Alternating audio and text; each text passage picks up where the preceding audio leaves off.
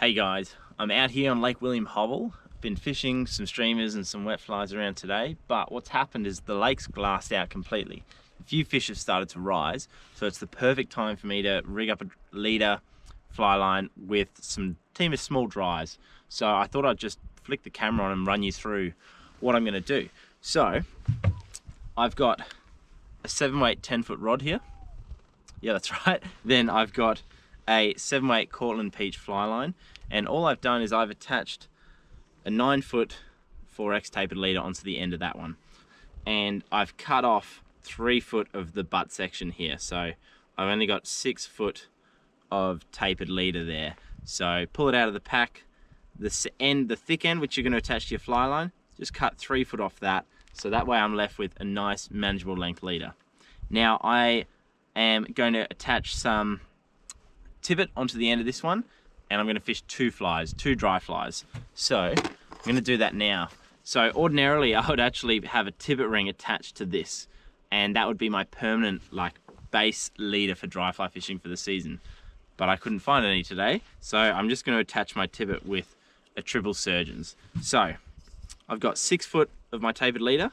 I want to have my first dry 9 foot from the end of my fly line, so that's 3 foot of tippet, and then I'm going to have 6 foot to my point fly, so my end fly. So that means I pretty much need to pull off 9 feet of monofilament here. I'm just using 4-pound Maxima, and just pulling a little bit extra off so I can use that for my droppers.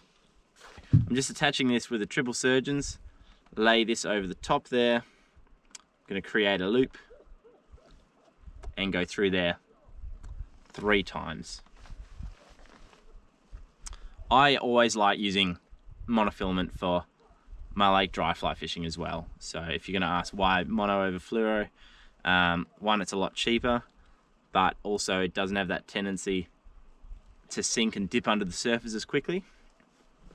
So it's simple and it's easy, and if you've seen any of my stuff, you know I always go the simple option, because these things aren't always the things that make the difference. It's normally how we present the fly, or how well we cast, or if we make the right decisions on the day. Probably not whether you're using monofilament or fluorocarbon for your tippet sections here. Alright, so that's joined there. So I pulled off a bit extra off the end here, so I can do that. Sorry, my dentist. Now I'm going to, so I said I wanted 9 foot from the end of my fly line to my first fly, so I've got 6 foot, pull off to about there. Oh, fish just rose down there. Alright, now I'm doing the same again for my dropper knot. I've just attached a bit of line on there. I'm going to do the same triple surgeons, and now I'm just going to chop the top tag off here. Easy. And then, unlike in my other leader video, I'm not going to leave that too long. That'll be good there. So that's going to be where my top dropper is going to be. Now I said I wanted 6 feet between my flies, so my dropper's there, my fly will be here, 6 feet. Cut that there. So now the leader component's done. So the only thing I need to do is tie on a couple of flies. So today I'm going to make the fly choice really simple. I'm just going to go with 2 Bob's Bits variations. Got a red one there and a black one there. So the red one is going to go on the top. I really like these styles of flies on these reservoirs that don't have much weed and many food sources. They're very midgy lakes, so I think if you keep your fly choice for your dries very small, very simple. I mean, there's not going to be, I don't think there's mayfly here, but it's July, so I don't think I'm going to, even if there were, I wouldn't see any. So what these fish have been eating and rising to is probably midge, so I may as well give them that.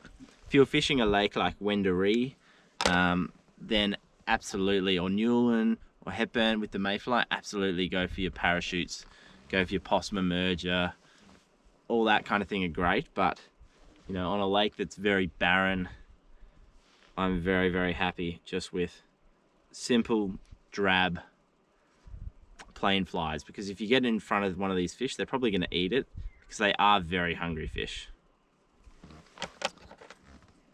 There we go. So there, I've got my 2 flies tied on.